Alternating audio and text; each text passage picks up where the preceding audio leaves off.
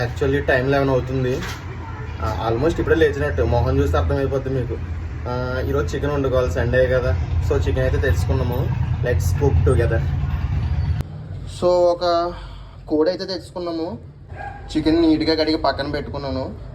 నిమ్మకాయ, కొంచెం అల్లం వెల్లుల్లి పేస్ట్ అండ్ కారం, కొంచెం గరం మసాలా వేసేసి కలిపేసాను. బాగానే మ్యారినేట్ చేసి పక్కన పెట్టేశాను. మనం మ్యారినేట్ చేసిన చికెన్ మొత్తం పట్టుకొచ్చి కళాయిలో పోసేసి మొత్తం తిప్పడమే.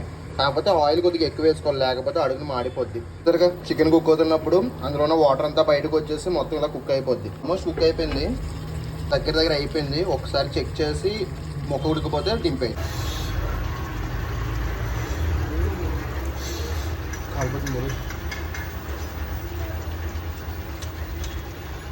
పర్ఫెక్ట్, అంతే.